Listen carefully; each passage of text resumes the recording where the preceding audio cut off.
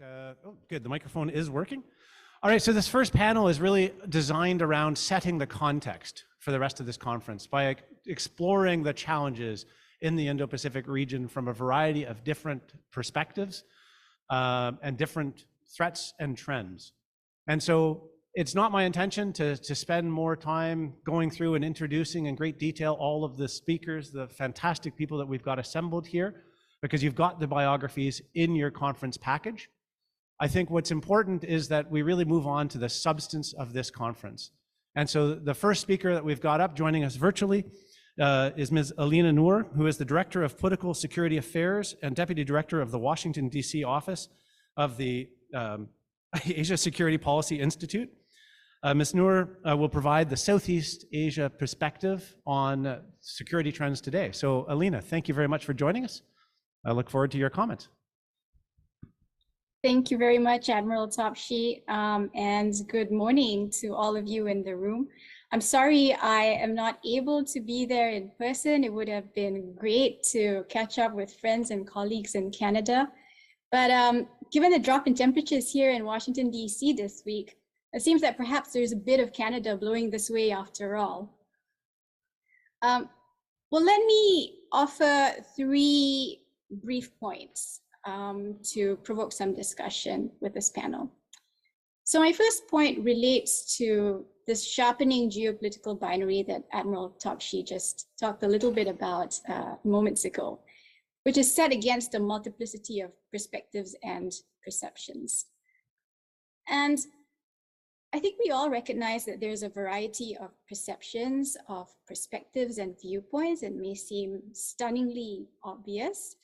But sometimes I wonder, as a Southeast Asian in Washington, D.C., whether there is willful blindness to this very diversity of perspectives in the world, and particularly from Southeast Asia.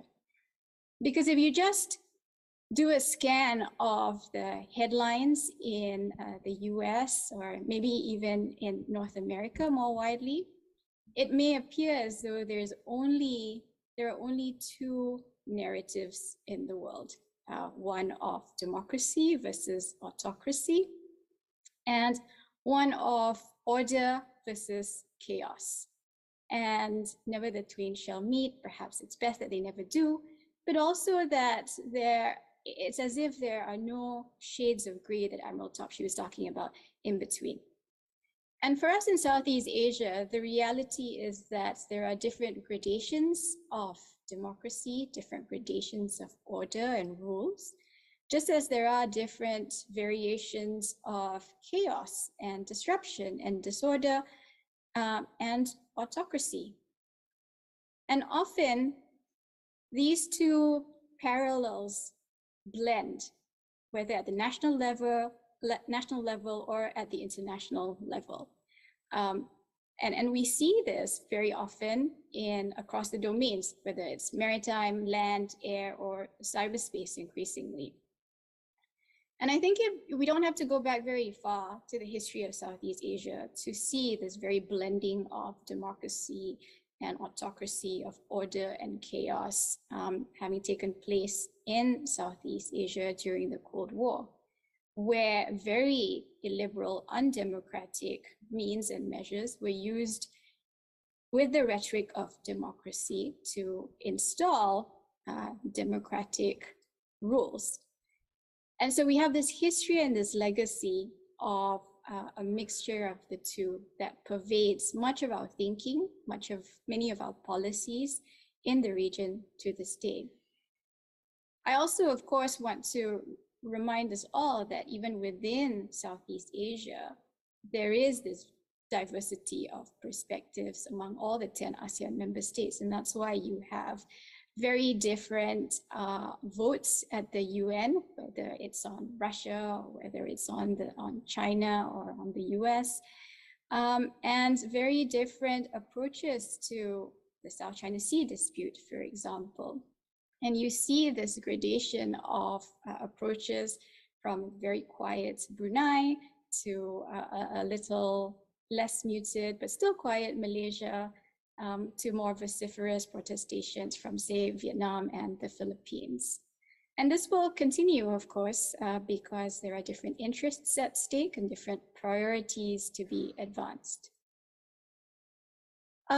You also see this, for example, in the different countries in Southeast Asia and their approaches to the major powers, whether it's the US or China, even Russia these days, and to unilateral arrangements like AUKUS and the Quad.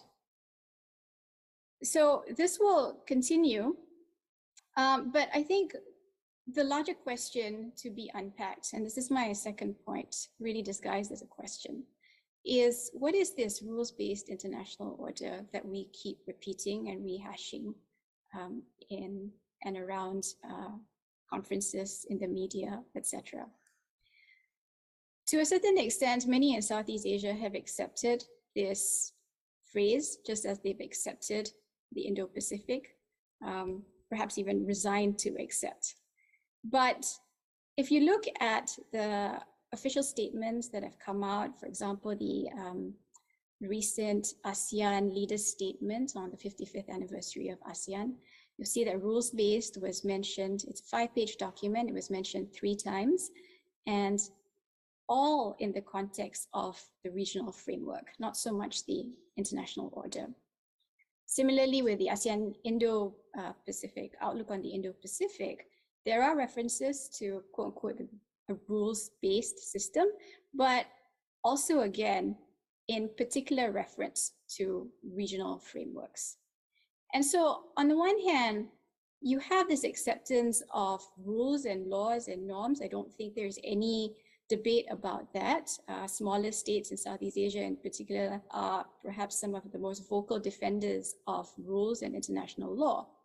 But on the other hand, there is this skepticism, maybe even cynicism, of how these rules are applied at the international level, which is partly why a number of these documents at the regional level confine the repetition of rules-based to the regional framework. And I recall when I was back in Malaysia, where I'm originally from, at Track 2 discussion several years, maybe eons ago, is how we often debated what these rules are, what these rules are based on, and what order is it based on. And I don't think we ever received a satisfactory answer to any of those questions. And those questions still remain to this day. Whose rules are we talking about? Whose order is it based on? And are those rules and order up for evolution, for change?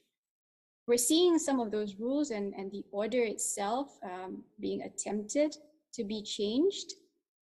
And I think many in Southeast Asia might even be open to that. Sure, a lot of countries have profited from 70 years of peace and stability post World War II.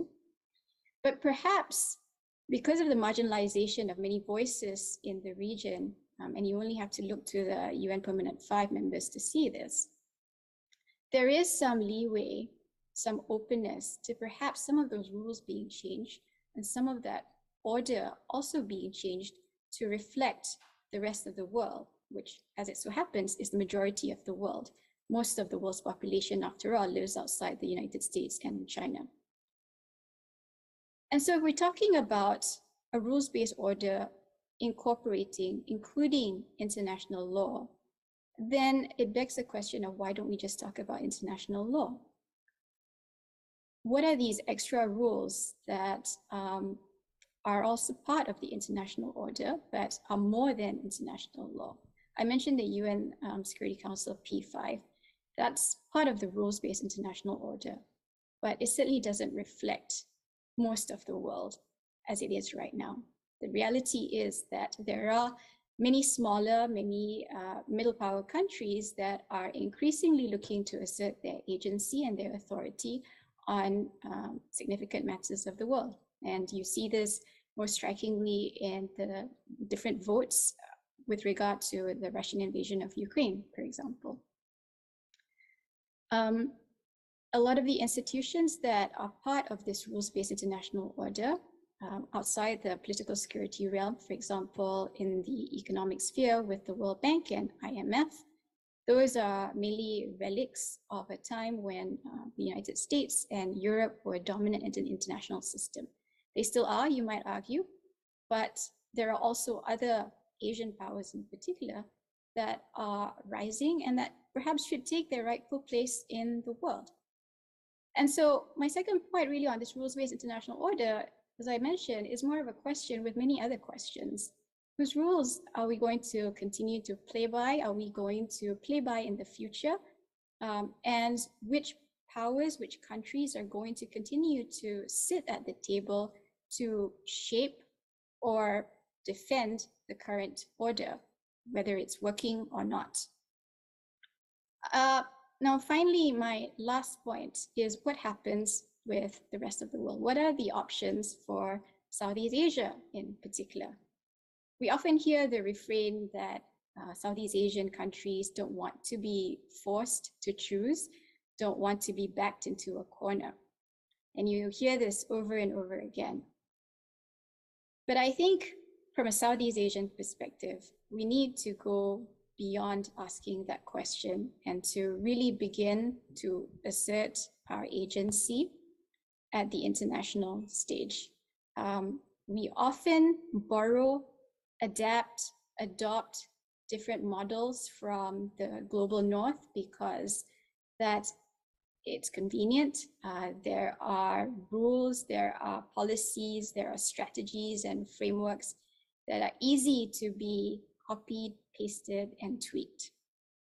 But really, we should be looking to the other regions of the world that again form the majority of the world, cooperating with them to perhaps review some of these rules in a way that will benefit most of us. And so I think we should be looking to, for example, Latin America, to Africa, for ideas beyond the inspirations that we get from United States, Europe, even China. And you see this in the digital domain, where countries like India are carving their own path. I know sometimes to the distress of other more established powers, but there are also countries like South Korea, Vietnam that are looking to forge their own way in the digital space and looking to leave their mark in a way that does not simply model what we have out there, whether it's by the United States, Europe, or even China. And I would urge all of us, particularly in North America, to look beyond the surface for examples of this independence, autonomy, and agency, and resist the temptation and the ease of categorizing countries into either the democratic camp or the autocratic camp. Because, and I would remind us all again, that often even democratic countries can exhibit autocratic traits and vice versa.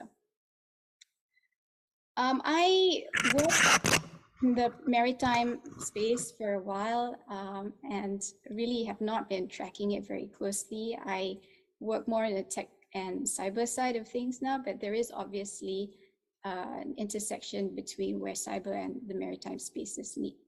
And I think this will continue to grow in the future.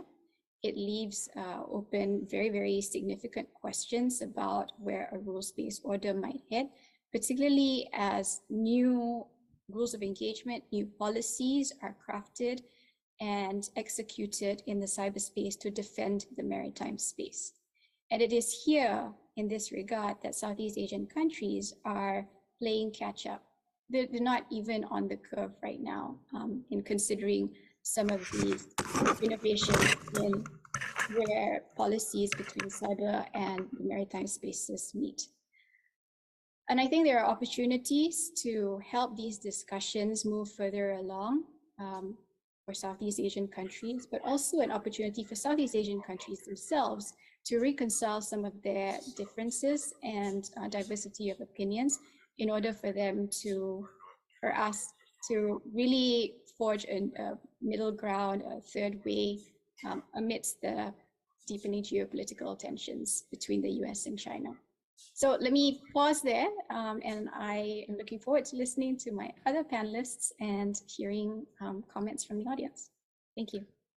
Thank you very much for that thought-provoking analysis. And you've certainly given me pause as I contemplate the rules-based international order, and can't help but think that you're right. In the countries that are most inclined to emphasize the importance of following that are the ones who've benefited by the structure that it created and least and most resistant to change potentially. So I look forward to exploring how we can make sure that everybody can participate freely, fairly, and everybody who might feel left out by the current rules-based international order can grow and prosper as well. So thank you for that.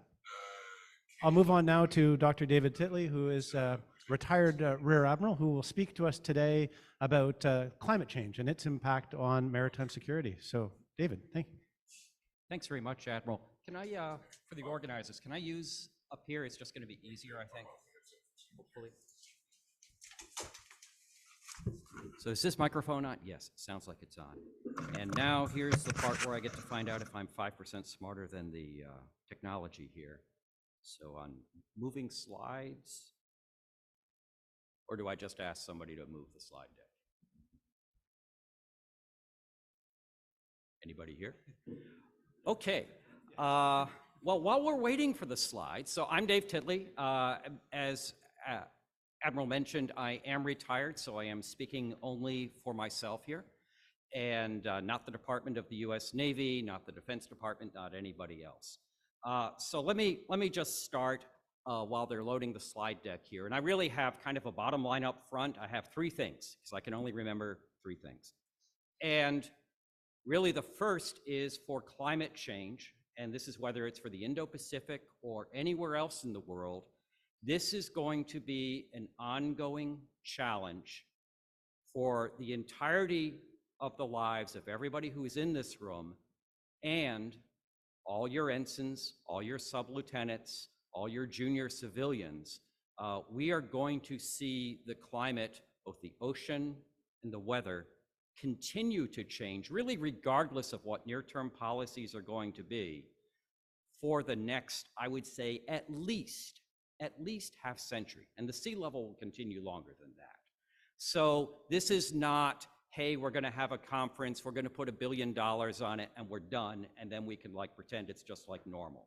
So if you think the climate has started to change now in the extreme weathers, whether it's typhoon intensity in the Pacific, different tracks, the intense rainfalls that we have seen, this is just the beginning. If I was to try to relate it to like a World War II timeline, we're probably somewhere in the winter of 1939. We have a long ways to go. So that's the first part. Second, this is not going to be cheap. And I know there are some climate advocates who say, oh, you know, we're going to go to renewable energy and it's going to taste great and be less filling and like money will just be printed somehow. Okay, so here's the reality. This will cost us. This is paying for the benefits that we have had from fossil fuels. So I'll just give you one very small example on this. So when I was active duty, meeting with a second fleet commander at the time, I had one of those wonderful 3-star to 2-star kind of conversations where the commander reminded me or informed me that I was responsible for the most expensive port visit in the history of the United States Second Fleet. We had sent a ship up to Greenland in 2010, 2011, perhaps working actually just before or after Exercise Nanook with our Canadian friends. It's expensive, and I would say every Canadian officer in here knows probably even better than I do how expensive it is for a host of very valid reasons to work in the Arctic. We don't have a choice. The Arctic is opening up, and we're not, I don't believe, going to cede it to anybody else who wants to work there. We all have, you know, Canadians, Americans, our European partners all have absolutely core security interests up there, sovereign interests, but it's going to cost us. And that's just one place. And finally, the last point is we're going to basically make it through here, but it is going to, I would say, be muddled through. We're not going to, I mean, you hear about this 1.5 degrees. That's not happening, okay? So prepare, in the world as it is, maybe not as the world that people talk about. We're gonna, by the year 2100 or so, we're gonna be at probably 2 to 3 degrees Celsius globally above pre-industrial levels. Right now, just for a marker, we're at about 1 degree above pre-industrial levels. And again, I think everybody's kind of seen how the climate has changed. We're just beginning on this.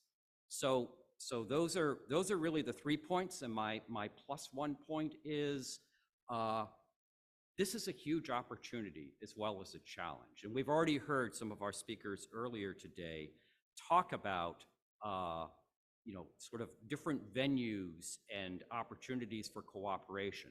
So again, when I was running Task Force Climate Change for the Navy a decade plus ago, we would do, of course, these routine conference calls with all of our fleets. And I had the Pacific Fleet on, and fully expecting them to kind of say, hey, we're kind of busy out here, TITLEY. It's nice that you're doing this, but we're busy. That was not their answer at all. They told me at the flag officer level how, as they go through their area of responsibility, talking with the partner nations, this is again a decade ago, climate change was like the #1 or 2 topic. This is a decade ago. And they were intensely interested in how do we use this either for theater security cooperation, just simply developing relationships, collaboration, partnerships, working in a common good. So yes, it is going to cost us. Yes, there are threats, but it's, I think, very, very important to realize that if you look at this as sort of one of those transboundary threats, there are ways in which, because this is going to impact everybody, but then that gives us a massive opportunity for perhaps some non-traditional and innovative collaborations. So let me put that in. One other thing I'll talk about, hopefully at some point we'll get the slides. They were really great slides, by the way. Fantastic slides. They're up? Oh, there we go. Okay, so, okay, yeah, you see, let's try that. Okay, can somebody advance the slides, please? There we go, keep going. Next one, okay. I'm not gonna make anybody here derive nonlinear partial differential equations today. I like you guys. But one of the things I think is kind of important to know, because, I mean, we go to these conferences, we talk to the intelligence community and everything, and you say, great, somebody's telling me what the world's gonna be like in 30, 40, 50 years from now. And it's like, geez, you guys couldn't even figure out Ukraine. Well, actually, we did some of that. You couldn't, you can go through a whole list of surprises that happen way inside those timelines. The advantage of dealing with climate change, especially sort of on decadal levels and not centennial levels, is I don't have to deal with people, okay? All I have is nonlinear fluid dynamics with imperfect boundary and initial conditions and some parameterizations that are not fully understood. That's super easy compared to dealing with people. So this is why when we look at the predictions, they're actually pretty good. And I'm happy in the break or offline to talk about as much of this as anybody would like. Could I have the next slide? I think that's just important to know. And, we talk about these numbers, 1 degree, 1.5 degrees. It's like, the room in here has come up 1, 2 degrees Celsius just since we started. So it's not like we're all dying or anything. And you can kind of see from this very, very simple bell curve here for heat, if you just move the average a little, the extremes change a lot. And I would argue I'm not smart enough to figure out how to make it look good on a graphic, but when you look at moisture is not a bell curve. There's actually an exponential component to this. And this is why we're seeing these massive rainfalls, very intense, massive increases in typhoon and hurricane intensity. Just a little movement moves us off of what we have frankly built human civilization on. Next slide, please. And that, can be represented in disasters. So these are a number of billion-dollar disasters in the US, and I apologize, it's US-centric. But the idea is 40 years ago, we might have had one of those kind of disasters roughly every 3 months. Now we're getting them roughly every 3 weeks. And yes, it's normalized for inflation and all that sort of stuff. And yes, we've grown, but we haven't grown that much. And so whether you're a US Northcom, where you're providing domestic disaster assistance, whether you're in our civilian first responder profession, whether we're working again with our partners, this capacity increase is a massive increase. Next slide, please. Sea level rise, let me just, a lot of numbers on here, I kind of apologize for that, but I will tell you, if I was a planner, and I told the Pentagon this a decade ago, plan for a meter, roughly a meter of sea level rise, let's say between the year 2000 and the year 2100. So we had a fantastic tour of the dockyards yesterday at the, just down the road from here. I kind of look at dry docks now. At what point do they start getting threatened by storm surge? The US Navy's already thought about that. We have some very strategic dry docks around Newport News for both nuclear-powered aircraft carriers and nuclear submarines. We're actually putting, and this happened in the Trump administration, we're putting a lot of money to make sure that those will be still strategic assets, even in this rising sea levels. Next slide.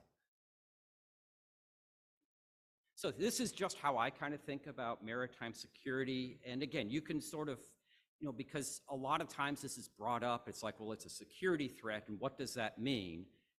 And we hear so many things are a security threat, and of course, if everything's a security threat, then nothing is. It's readiness, really. If there's one word, this is about readiness, whether it's impact to operations, and you can think of the Arctic, whether it's impact to bases, I've talked about that, talked about the humanitarian assistance. Amplified security threats. A lot of times people will sort of use what happened in Syria 15, 20 years ago as kind of a poster child. But we've already talked about some fishing examples and what's happening in the Western Pacific. Think about the fish as the water both warms and acidifies, they tend to move from warmer to colder. That gross generalization, but that's what's happening. If you're a small country, let's say, with an exclusive economic zone, and that was a big part of your economy, when those fish move, did your EEZ move? Are you happy with the current rules-based order? It may not be working so well. So are we going to adjust that, or are we going to have our adversaries do that for us? Next slide. Some operating changes. These are almost at the tactical level, but again, these types of ideas are, in my opinion, really ripe for collaboration between partner nations here, because we all work at sea, and we're all going to have to deal with this environment here. Next. Again, the bases, this is, you know, we're obviously talking to the maritime part, and I'd like to say that, you know, we're not like the Air Force. I can't just move everything to North Dakota. I said that once, and I had the city manager for North Dakota sitting in the audience. So we are going to have to deal with not only floods and droughts, fire threats, but of course the sea level rise, which is really the existential. Next slide, please. The humanitarian assistance and disaster relief, again, a fantastic, I think every one of our navies is very capable in this regard. It becomes a capacity issue.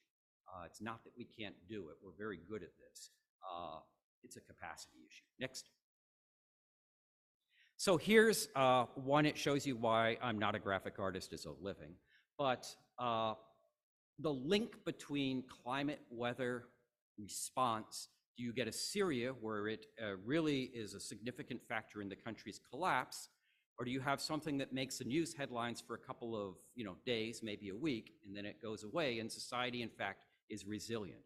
And if you kind of look at this, it's not only do you meet a threshold, so did something really bad happen? And I'll give an example of a threshold. Hurricane Sandy, a little over a decade ago there, just enough sea level rise to flood the New York City subway. If it had been, let's say, 20, 30 centimeters less, you wouldn't have had that extra $1 billion of disaster. So that's a threshold.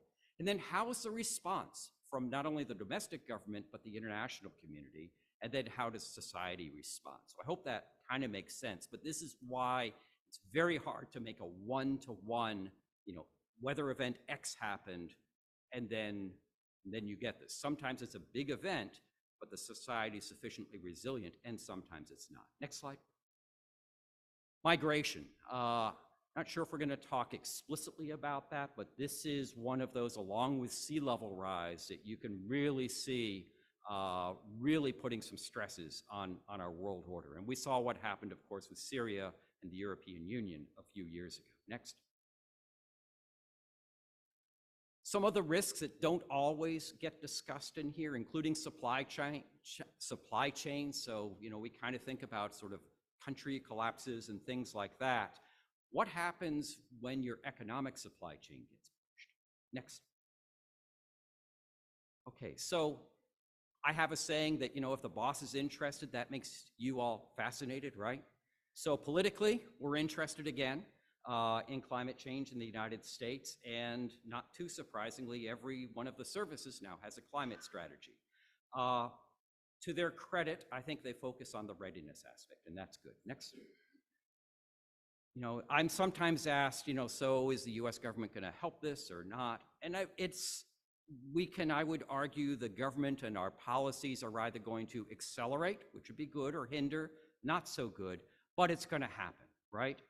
Because we all deal with facts on the ground or facts in the ocean, and it's going to happen. We may call it different things in different administrations, but it's going to happen. The question is how fast. And I'll just leave you with that. This is Admiral Nimitz. He was not working climate change, but I would argue his words, this was to Admiral Halsey, are just as appropriate for climate change as they were for back in World War II. Thank you very much.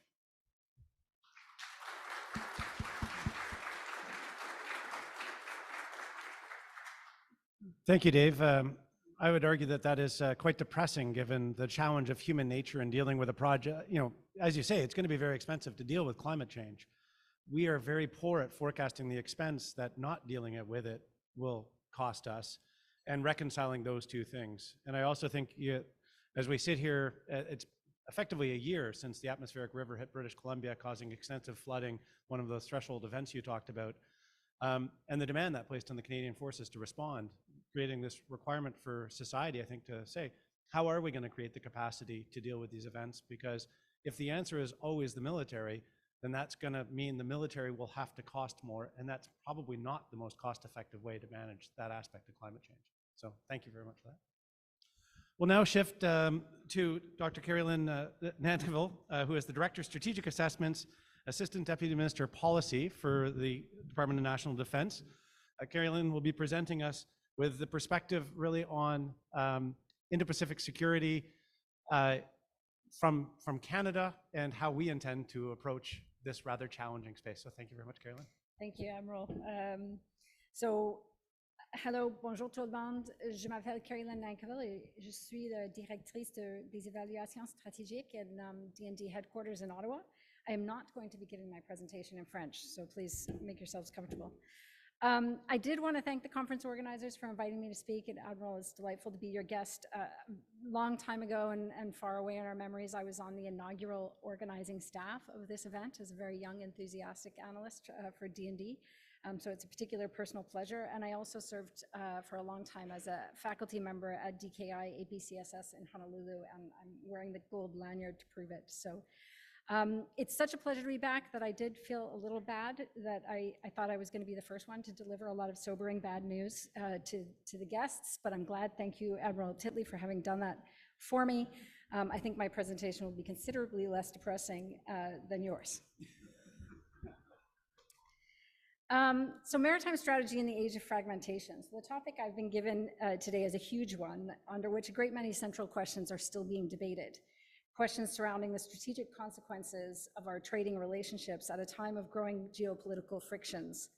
For policymakers, questions about the best way forward to both maintain the advantages of free, open, and inclusive economies while minimizing the vulnerabilities that they inevitably create have not yet been answered.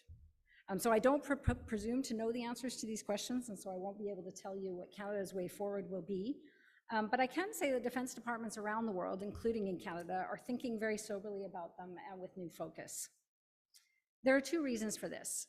First, we know that the risk of conflict between major powers is higher today than it's been for quite some time. The unthinkable, that is a land invasion in Europe, has already happened. And so in some ways, Elina, talking about the rules-based international order as if it exists, some people would debate that that's the case. More troublingly, Putin appears prepared to use nuclear blackmail to advance his cause in Ukraine, and we can't ignore that fact in Canada. The reality is that our continental defenses of North America, which is the deterrent capability which has enabled Canada to have the freedom to act in defense of our interests abroad, is not as robust against new threats as it was against those in decades past. Meanwhile, the risk of the Indo-Pacific, the risk of conflict in the Indo-Pacific, while still very manageable in our view, is also increasing. These are facts we can't ignore. But second, the character of conflict has also changed. We're now in an integrated threat environment, and hostile acts, including against Canada and in Canada, are a daily reality. In cyberspace, in foreign meddling in our democratic processes, these are well-known events. These below-threshold dimensions of conflict may never escalate into open military confrontation, but they do erode our military and political advantages in ways that will make us less capable, if not incapable, of defending ourselves at a time of need in the future. And for those reasons, the Defense Department takes them very seriously. So how we think about the strategic consequence of economic changes for national defense depends a great deal on how we fall down on three central questions. So like the previous panelists, I think I'm going to offer a few questions for discussion for the audience rather than presuming to know the answers myself. And we can discuss them in Q&A. So the first question is, has globalization as we've known it run its course? It's fashionable these days to talk about decoupling, which is the topic that I was given and then manipulated for my own purposes in this panel. But it's possible that what we're calling decoupling today is actually a historical process that we've seen in ages past, a process of deglobalization. I don't consider myself an alarmist, but I do think that we'd be disingenuous if we didn't acknowledge that it's unlikely that we will return in my lifetime anyway, to the kind of unqualified endorsement of pure globalization that carried us through the last 2 decades to such wonderful effect. It turns out that globalization is not a very good ideology, and thinking about it as an ideology is probably not the right way of looking at things. Globalization is probably better understood as a historical process in which the political conditions for free, open, and inclusive economies ebb and flow over time. This latest wave, which might have been the 3rd, the 4th, or the 6th wave, you can see a couple of the other waves on the slide, may have crested, and we may need to adapt. It's clear that our trading relationships are increasingly subject to political decision-making, and that reality can be useful to us. For example, in Canada's joint financial sanctions imposed on Russia after its illegal invasion of Ukraine this February, or they can be painful to us. Think about the economic punishments that were meted out to us between 2018 and 2021 by the Communist Party of China, who was not pleased with a law enforcement decision that the government of Canada took. The lesson here is that politics will intrude, sometimes in our favor and sometimes not, and should be a factor in our strategic thinking. So this leads us to question number 2. Decoupling, to be clear, at least in my definition, is a strategy of selective fragmentation. It's not meant to be an end to all trade or an iron curtain. It's meant to preserve political and strategic maneuverability for trading nations, while also maintaining low-risk shared gains where they can be identified. As with previous waves of globalization and deglobalization, it doesn't imply the collapse of trade, but better management of it to reflect our politics, particularly in key strategic sectors. In 2022, these strategic sectors go well beyond the old dual-use technology for which we have very well developed and used export controls, to include new game-changing technologies that will change the spectrum of not just military power, but daily life, including artificial intelligence, quantum computing, robotics, and so forth, as well as the supply chains based on critical minerals, for example, with which Canada is well endowed, that underpin them. Decoupling, depending on how it's managed, holds out the prospect that our economic relationships may one day better reflect our political and strategic ones. This is going to be a discomfort to us. It's something we've been successfully able to avoid in past decades. But as I said, it's not necessarily a degradation of trade, but it will be a fundamental rewiring of it to minimize risk. We've had previous periods of rewiring, sometimes painful, for example, during the Second World War, and it always creates new winners and new losers. But as with previous periods of rewiring, it need not lead to a reduction in standards of living or lower levels of trade at a global level, particularly if major war can be avoided, which of course is the goal. We've only been talking about decoupling for a few years, probably around the time of the Trump administration's application of tariffs on the Communist Party of China in 2018. But there's decent evidence to suggest that this process has been underway for longer than that. Of course, the Brexit vote in 2016 was a startling wake-up call for many. But even prior to that, governments were taking steps to isolate themselves or insulate themselves from what they saw as political threats related to foreign trade. For instance, just as one example, this chart shows investment flows, outward investment flows from China into the United States between 2011 and 2018. You can see that the Trump tariffs, which were put in place in 2018, surely accelerated a trend towards decoupling between the world's two largest economies. But it's very likely that the CCP itself may have already been playing a game of global trade that had very different ends in mind than foreign firms recognized at the time. It looks as though new capital controls designed to insulate the Chinese economy from the risk of capital flight into what the Communist Party termed unproductive areas of the economy was already underway from 2016 and certainly in 2017, when new limits on outward bound capital were placed by the State Council. Now, this was a pre-trade war, pre-Huawei, pre-US overhaul of their investment review system, all of which happened after these unilateral measures taken in Beijing. Even prior to that, as early as 2005, China established its medium and long-term plan for science and technology development, in which they set very ambitious targets for indigenized content in 10 or 11 key sectors of the economy. They wanted to have, this was only about 4 years, by the way, after China acceded to the World Trade Organization, which was designed to minimize, if not eliminate, discrimination of trade based on domestic content. In 2015, the CCP's Made in China 2025 plan set even more ambitious targets for what we now would see as import substitution, saying that Chinese domestic content in 10 strategic sectors should be at 40% in 2020 and up to 70% by 2025. The Chinese government believed and set out to achieve these targets through an aggressive going out strategy, as well as imposition of strict joint venture requirements for incoming investors into China, which would allow Chinese capital, which was in ample supply, to acquire technology largely through mergers and acquisitions in key firms.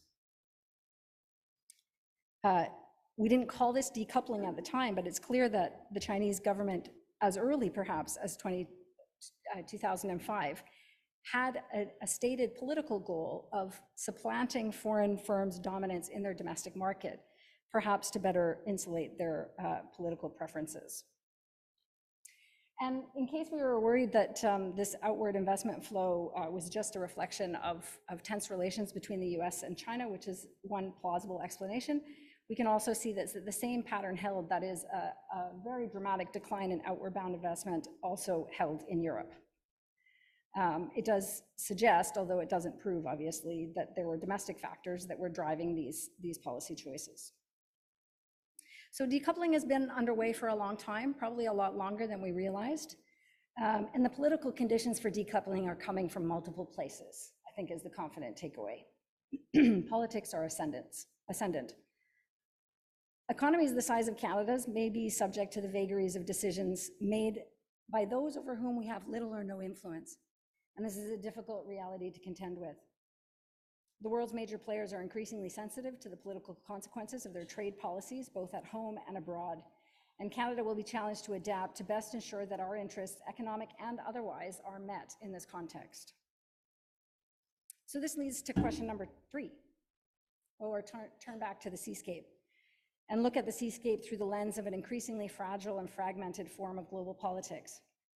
It's clear that maritime strategy will be tricky for Canada and for its allies. The developed world continues to carry significant strategic heft, both financial and military, but it's not nearly as all-encompassing as it once was, and this is to the good. Hundreds of millions of people, billions of people have been lifted out of poverty by the opening and spreading of global trade benefits. It also means that a fair amount of political leverage, once enjoyed at the expense of the developing world by the developed world, has become a thing of the past. Now, our collective financial power has been validated recently by our successful imposition of sanctions on Russia. So we shouldn't overlook the tools that we do have, but we also shouldn't overstate their importance and power. Numbers matter, and as does geography. China, for example, is now the world's leading trading partner, and fully 90 countries around the world enjoy double the level of trade with China than they do with the United States. China's economy is resilient and globally distributed. So if we come to a political loggerheads, perhaps over the final status of Taiwan, for example, our old strategies of counter-blockade probably will be ineffective. Underlying this reality is the fact that not only is China a globally active and resilient trading partner, but it's also overwhelmingly dominant in the maritime logistics system that underpins its own trade and ours. This, of course, is a map of the Belt and Road Initiative. We don't have to talk about it in detail. I'm sure that most people are familiar. But just to underline the point that the operating system on which the global economy depends is heavily influenced by large state-owned, state-affiliated, and state-financed players by a single government. And those ports, ships, and shippers are, of course, accompanied by IT firms and communications giants, also state champions or state-owned enterprises of the same government. Data management, data storage, and data pipelines that make all of those logistics industries go are heavily influenced under the leverage of Beijing. For maritime strategy, particularly global maritime strategy, the consequences are profound. So what does it all mean? What adaptations should policymakers undertake to adjust? Well, I said I would refrain from making too many conclusions, but I do have some hypotheses that I'll offer to the group for discussion. So first, neutrality is hard to maintain. And I was struck by Elina's comments to start the panel about the multiplicity of views in the global commons, and this clearly will persist. But it's not a question of order versus chaos, but a question of whose rules and to what end. And the fact that we have very different political visions in mind will intrude. It is hard today for China to maintain neutrality, for example, in our sanctions against Russia. It will be harder still in the future for small and medium economies to be agnostic to great power politics, no matter how much we may want to try.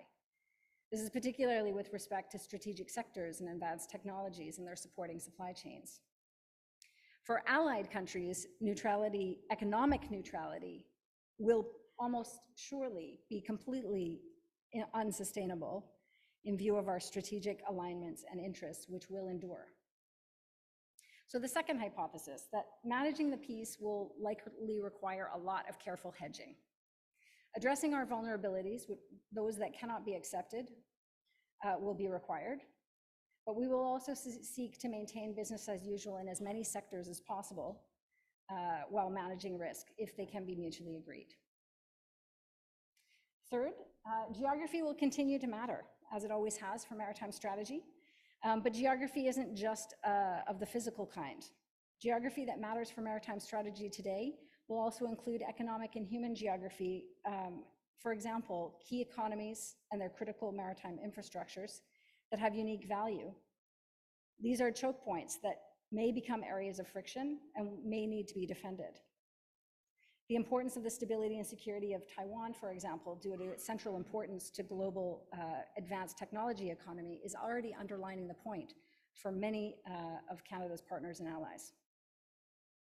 And last, naval strategy, although I know in the title of the conference we've already taken this hypothesis on board, that naval strategy is probably too narrow for the integrated threat environment that we're currently facing, and the challenge of maximizing our position for what is surely to be a period of uncertainty.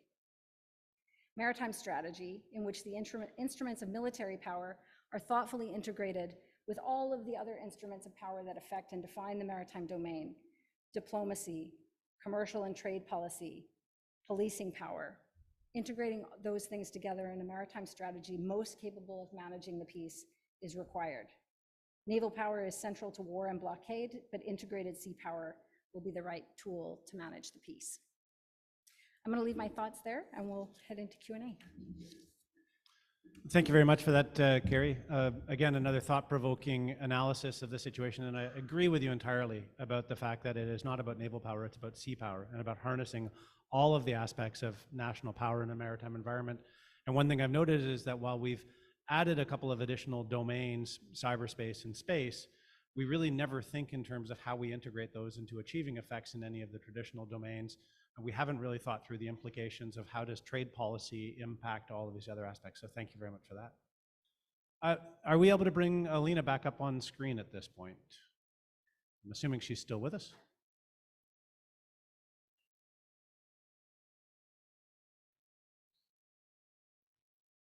All right, excellent. So in a few minutes, I'll open the floor to questions, and I'll ask that you, if you have a question, that you identify yourself, put your hand up so that we can bring a microphone around. And then once you start your question, that you identify yourself and that you actually ask a question rather than a lengthy pronouncement. But before I get to that, I'm going to take a moderator's prerogative of asking each of the panelists to briefly touch upon. We've talked a lot about at the state level about different perspectives and the influence of the things that you've identified. You've all also touched on the human dynamic of this, and we're seeing in today's world an increasing labor shortage, interesting demographic changes that I think are going to challenge all of us, and I think levels of income disparity that have correlated to instability and revolution in our past history. So I'd be interested, in the same order that we did all of this, if each of you could comment on, do you see something where that, how we manage that individual dynamic of whether it's income disparity, labor shortages, demographics, how does that impact how we see security in your particular area? So I'll begin with you, Elina. Yeah, I mean, those will continue to be really significant factors, but I think made even more significant by the fact of social media and the liberalization of the internet, because whatever problems are already around are going to be magnified tenfold, 20-fold on the internet. And for me, this is really quite worrying. A lot of these concerns were actually surfaced by Southeast Asian countries a few years ago, actually around 10 years ago.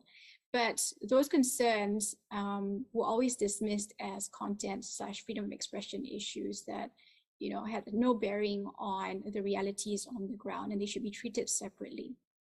And since 2016, I think we've seen, particularly with what happened in the US post the presidential election, there is actually a very serious concern that is being felt increasingly by countries in the global north.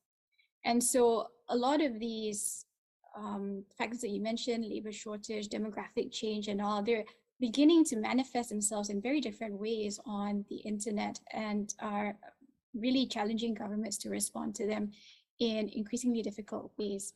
So I don't have an easy answer for you.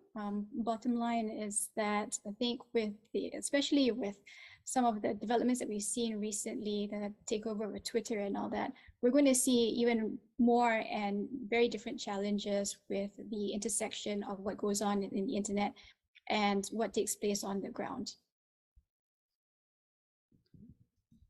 Yeah, thanks, Admiral. And my response will certainly be in common with, there is no easy answer. If it was, we would have done it. And we're seeing this play out in Egypt right now, right as we speak. One of the most contentious issues in the current UN-sponsored climate talks is climate financing, is how are the nations that have most benefited from fossil fuels going to assist in concrete monetary terms the nations and the people who are very arguably suffering at a disproportionate rate, whereas they and their predecessors have contributed virtually nothing to this issue. And I think we have seen, I'll just speak for the US, fairly large parts are somewhat oblivious. That's maybe being kind to this. It's like, hey, that's kind of not our problem. Well, it is our problem. And it's going to be a huge problem. And I think it is a massive blind spot, very frankly, if we don't understand that.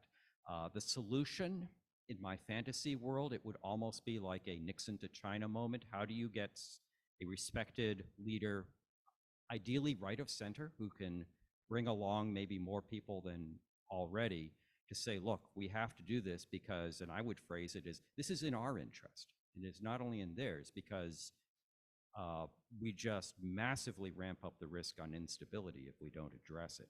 So it's real. The US has done an abysmal job so far. I can say that because I'm retired. An abysmal job, and we'll see whether or not those dynamics change.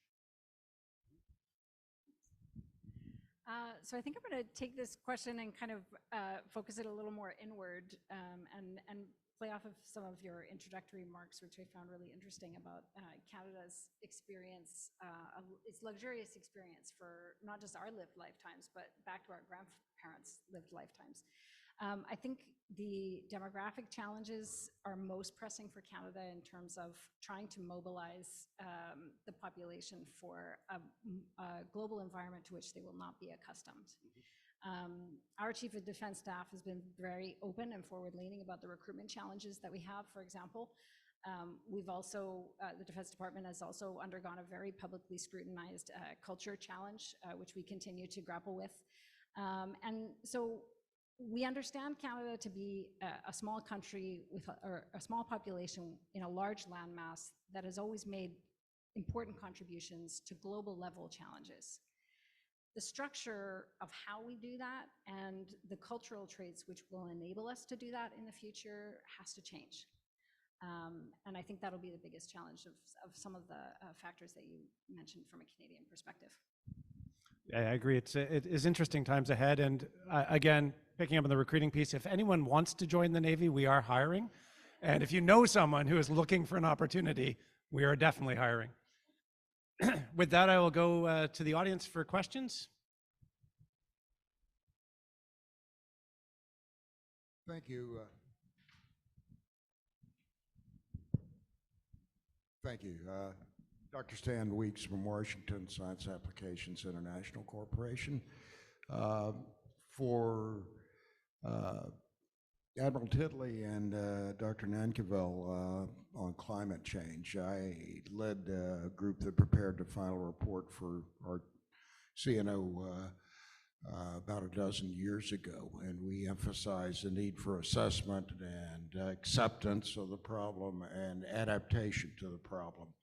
And then I know Admiral Titley, who's spoken here before about how he has, played a lead role in getting us kicked off in that. But if you look at like my old destroyer home port in Norfolk, that adaptation is a long game.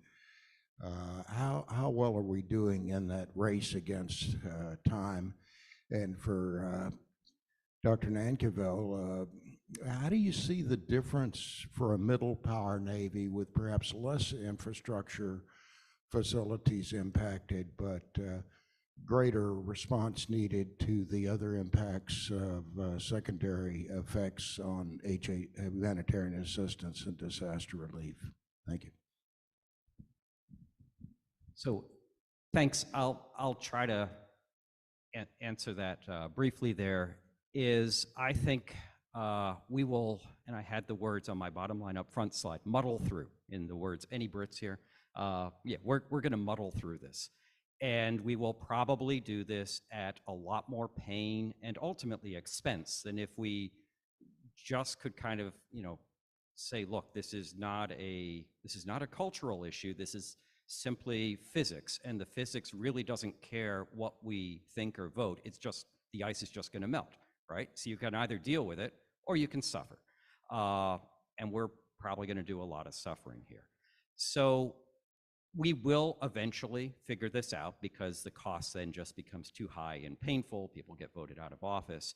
But it may take yet more extreme events and disasters until we get there. So I would give us somewhere between a D+ and a C-. The other thing is we have this massive sinusoidal every 4 or 8 years sort of interest in actually addressing this issue, both the adaptation and the longer term parts. Again, with luck, that curve will dampen it out. And you know how hard it is to get a program through the Pentagon in any case. And when you have these, we're going to do it, we're not going to do it, we're going to do it, we're not going to do it, cycles, it's all you do is you spend a whole lot of money on really nice glossy pamphlets, but you don't actually get anything done. Yeah, so for Canada, you'd think that we had less challenges being a smaller organization, but that's not how it feels in Ottawa. The infrastructure needs will be profound. I don't think the Defense Department has ever been where it wanted to be in terms of the status of infrastructure. There's always more you can do to making infrastructure resilient. And so there's a lot of work still to be done there, and to adapt to climate goals and to make sure that our infrastructure can serve operations in the future. So infrastructure is number one, still a big challenge, even though we do have a smaller portfolio than, of course, the US forces. But I'd add 2 other challenges, again, that have also been mentioned already, so I won't belabor them. But the opening of the Arctic is a profound challenge. The Arctic will be warmer and more accessible, and you're right, Admiral, we do not intend to cede the Arctic to other powers who may be interested in playing there, and we do want to become more and more able to be aware of what others are doing and also to exert presence ourselves. And despite climate change, the Arctic is still going to be cold, and it's still going to be remote, and it's going to be expensive. And I'm not sure what the funding capacity, the financial capacity will be, and that will be in part determined through an elections process. And then the third impact is, was mentioned already by the Admiral about domestic operations. I was struck by Admiral Titley, your slide about the days between major disasters. We're certainly feeling that reality, living that reality. The Canadian forces were just recently deployed in the last 6 weeks to Nova Scotia to respond to extreme weather events. We expect this trend to continue. We expected it when our last defense policy was published in 2017, but we didn't expect it to accelerate so quickly. And so we are struggling to wrap our minds around how we can continue to come to the assistance of civil authorities to the level that's required, while also maintaining the capability and capacity to do the jobs that only the military is trained to do. Just one very quick thing. So I sound kind of negative, and there's pretty good reasons, I think, in the evidence for that. But I should give, believe it or not, the US Congress a shout out for starting really in 2017, buried in the absolute bowels of our National Defense Authorization Act. Every year, we have actually had, through both Democratic and Republican controlled chambers, inserted helpful language for our US Department of Defense to better combat some of the infrastructure challenges. We can now spend defense dollars, what we call outside the fence line, because for Norfolk, for your example, it does you no good if the naval base is above sea level, but Hampton Boulevard, where everybody uses to get there, is flooded. So there are now processes where we can do this. It is still, of course, it's a lot of work and a lot of coordination which has to be done. But I should mention that there has been some very, very behind the scenes, no publicity, bipartisan support to get some of this done. And that's and that's actually a good foundation to build on. Yes, Alexandre Chalin-Duplay, editor of the French book Flotte de Combat. My question is about the Belt and Road Initiative. China claims that it was initiated as a deconflicting approach to the South China Sea and neighbors in Indonesia. So I would like to know what is the Malaysian experience and understanding of the Belt and Road Initiative on one hand, and I would also like to have the Canadian perspective from precisely the point you made about decoupling in the strategic and arena. Thank you. Elina, would you like to start on the Belt and Road Initiative, and then I'll go to Kerry? I wasn't able to hear very well. It was a question about Malaysia's position on the Belt and Road Initiative. Yeah, effectively how it is perceived in the region, and what's the sort of sense of it as an opportunity or a challenge? So overall, it's seen as an opportunity because it's seen primarily from an investment standpoint. And obviously there is infrastructure that is needed in the country and throughout the region. So China is stepping up to answer demands and needs in both Malaysia and the region. I remember sitting in on track 2 discussions when I was still at a Malaysian think tank when the Chinese first floated the BRI idea. And it was all very vague at the time. You know, they were looking to really get ideas on how to make it beneficial and good for everyone involved. And we were all very confused because they had brought the idea to us. We expected it to already have been fleshed out, but they were looking for contributions to really make it more substantive and substantial. And so there's a lot of confusion in those early days. But since then, I think there has been really almost a one-sided view of the BRI. Obviously, with all the reporting that's been going on with the environmental impact assessments that have been conducted, some inadequately, and some of the concerns about security implications of the BRI, that's opened up some of politicians and policymakers' eyes to some of the risks involved with the BRI projects. But overall, I think there's still a positive, cautiously positive outlook to the BRI projects, primarily because the infrastructure is needed. Yeah, so to the question of is BRI a challenge or an opportunity? So obviously, I don't think there is an official Canadian perspective. I mean, there aren't any BRI investments in Canada, and so it's, you know, very much kind of, we have an observer's standpoint in terms of the effect on the strategic environment. And I would say that it's both an opportunity and a challenge. I mean, it's complicated.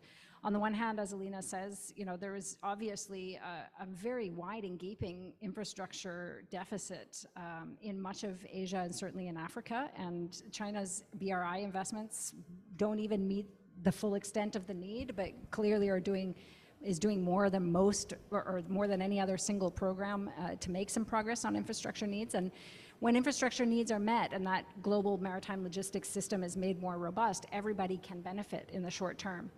And speaking from a very personal perspective, you know, around the time that Alina's talking about in 2015, 2013, 2016, around those times when there was a little bit of, not the majority, but I would say there was a little bit of alarmist commentary in strategic circles about the military utility of BRI investments. I was never in the camp that these were useful. You know, a port is not a naval base, and it's like saying, you know, my Honda Civic is the same as an APV. Like, they're just not the same things. They can't necessarily be used for the same kinds of ends. But I think what people are becoming more aware of, or what I hope is becoming the more nuanced view, is that the BRI network, as I mentioned in my remarks, is probably most strategically useful for China in peacetime and not during war.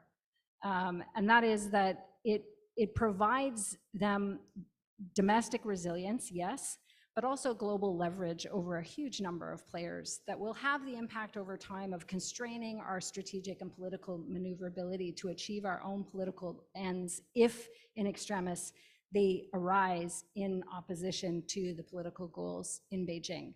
And that nuanced view, particularly when you think about what I talked about with data storage, data movement, and the global scale of state-owned, state-affiliated, and state-financed reach into those portions of the maritime logistics system, again, the strategic consequences are profound, and they're not all good. Thanks. Douglas Bancroft, a failure at retirement. A general question: are there lessons observed or lessons learned that we can draw upon international experiences, international investments from the Marshall Plan, and for Admiral TITLEY specifically for the American domestic investments and something of the scale of the interstate system, which was rolled out with federal money, not for military things, but of course dual use, that can be applied to climate resiliency?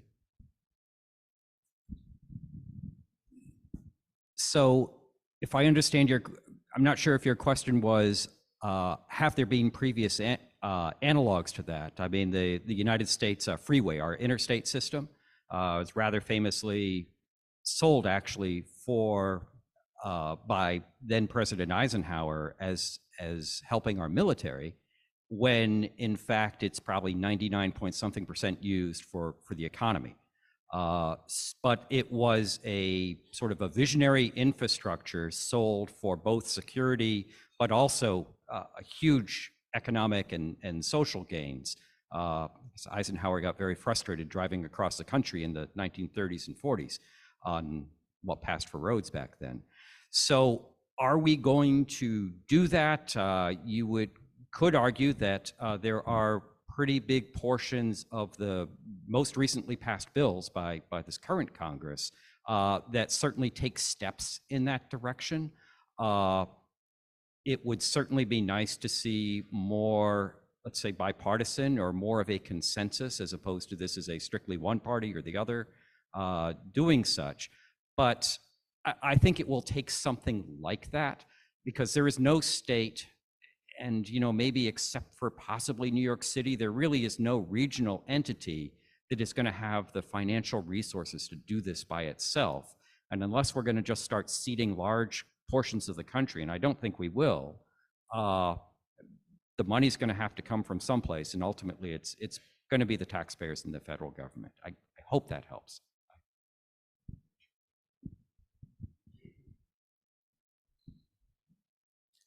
Lieutenant David Merica, RCN. Just for Admiral Titley and anyone else who wants to add in, we've discussed the strategic level quite a bit, which makes sense, but for the more junior element, there's this tactical idea of the compound risk. And I'm wondering whether it's something you've seen discussed, of how we've got this layer of things that are now going to be impacting us, whether domestically or abroad, where we may have one mission planned, but as we saw with Nova Scotia, all of a sudden, Margaret Brooke was diverted to go and provide assistance. And is it something that's being talked about, that's being taught, or is it still, as you described, low publicity and not something? Yeah, that's a great observation and comment, and I think we saw a little of this in our U.S. War College system in 2010, 2011, 2012. It lasted a little bit, and I would say it's resurging. And now we have senior leadership in really all of our armed forces, and they're really pressing these kinds of issues, be it at our Naval Postgraduate School in California, the war colleges.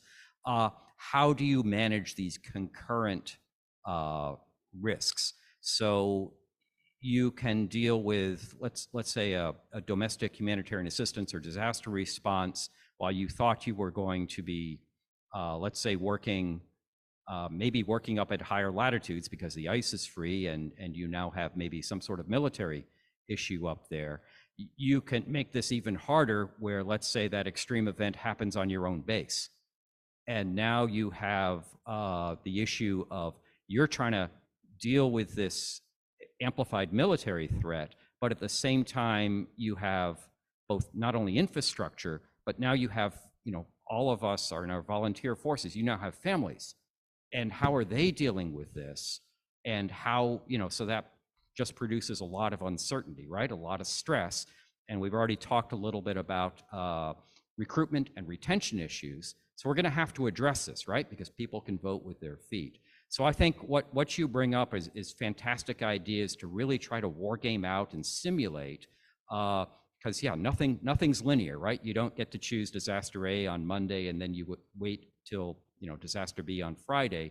You're going to have to deal with these things, and 1 + 1 often makes 14 or something like that. It's not just a linear addition.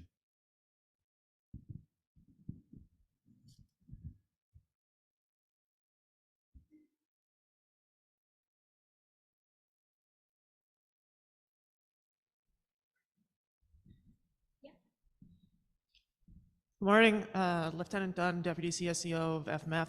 On the topic of decoupling, one of the questions I have is, we are well aware that Taiwan has the most advanced semiconductor production in the world, and that they are a strategic ally because of this semiconductor industry.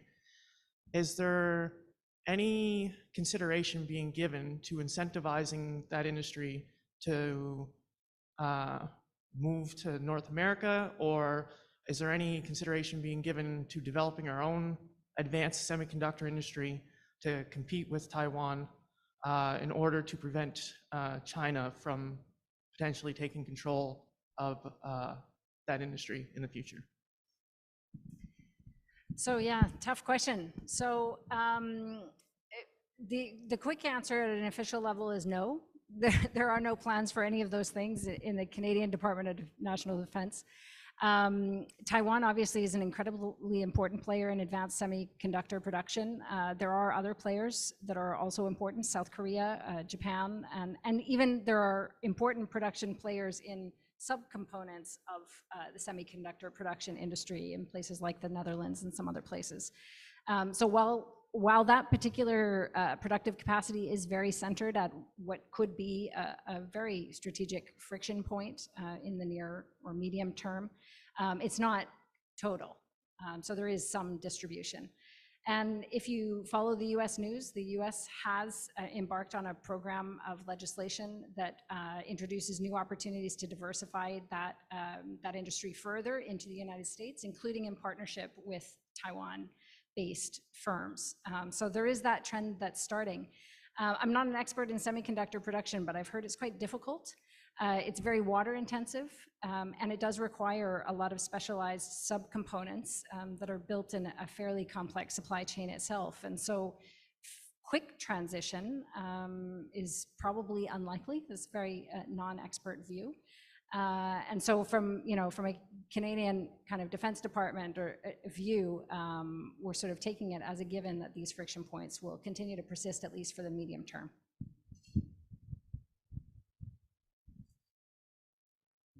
Panel, good morning. My name's Anthony Rimington. I'm the Director of Strategy and Policy for the Royal Navy. I was also taken with the topic of decoupling. So to follow up on the previous question, particularly in counterpoint to the trend of globalization that perhaps we had seen over the last few decades. When I was at high school and studying history, they used to talk about the causes of the world wars, both of them in Europe, as being the rise of nationalism and the end of old alliances. So taking those two factors into account, where does decoupling leave us in Southeast Asia and the Indo-Pac region more broadly? So there's been a lot of discussion, as I'm sure most of you are familiar, sort of drawing parallels between the pre-World War I conditions in Europe and the current conditions, particularly in the Indo-Pacific. I think some of those comparisons are overdrawn. I'm not a historian, I'm a political scientist by training, so I'll mea culpa on that right off the bat. But I do tend to, as an analyst, look for the unique conditions of the current period.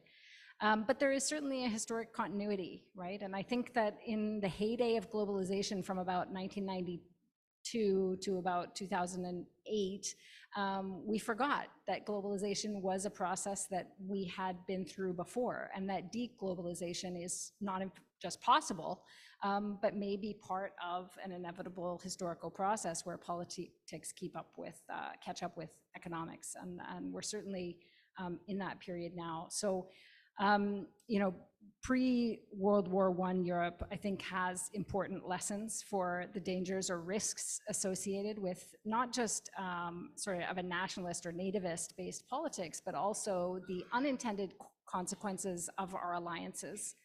And somebody mentioned it this morning, I think it was you, Admiral, that we have to be very careful that in the preparation to insulate ourselves from the downside risks, we don't inadvertently make open conflict more likely.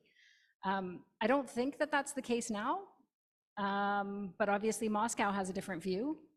And so there's important strategic debate that will be very difficult for trading nations, open nations to navigate. And we're going to be navigating them in a reduced space, I think, as powers that wield a lot of influence economically, including Russia, are narrowing that space for us. And those are choices over which we have very limited control, and we're going to have to adapt ourselves. So I guess the short answer to your question is yes, there are lessons. Most of them are tailored to the worst case scenario that we're all working very hard to avoid. And I think we are some distance off, but you know, as they say, those who don't read history are doomed to repeat it. They also say that those who do read history are doomed to watch other people repeat it. So hopefully we can avoid both of those things. Elina, I wonder if I could ask you to comment on the Southeast Asian perspective on decoupling, and also recently our Deputy Prime Minister talked about friendshoring, and how is language like that perceived in that part of the world? Yeah, it's a mixed bag, because obviously with some of the friendshoring policies that the US has instituted, that have benefited some Southeast Asian countries, notably Vietnam and Malaysia, for the manufacturing of some semiconductor chips. On the other hand, I think the wider concern, of course, is this fragmentation within the tech space that is bleeding into economics as well as political relationships. And I think the supply chain side is only one part of the anxiety that is beginning to be felt in Southeast Asia. The other part, of course, that is not as widely discussed is the technical standards side of things, not just the technical standards, but also kind of the rules and the policies that go along with the shaping of those standards. So the new battlefront really, I say that in a slightly exaggerated manner, but I think there will be increasing competition on the standards front as the rules of the game are looking to be reshaped and rejigged to suit one party or another, in this case, the United States or China. And the question that remains for Southeast Asia is how interoperability and connectivity, two buzzwords in the region that have been getting a lot of airplay, will continue to proceed, particularly on the practical side of things with projects that use both American as well as Chinese technology, but also technology from other parts of the world, how these projects will continue to proceed if there is deepening decoupling. Thanks very much. And I think we have time for one more question.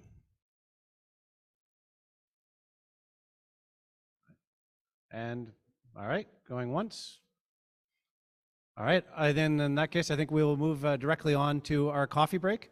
And so thank you very much for your attention. Thank you to the panelists for an outstanding start to Maritime Security Challenges 2022.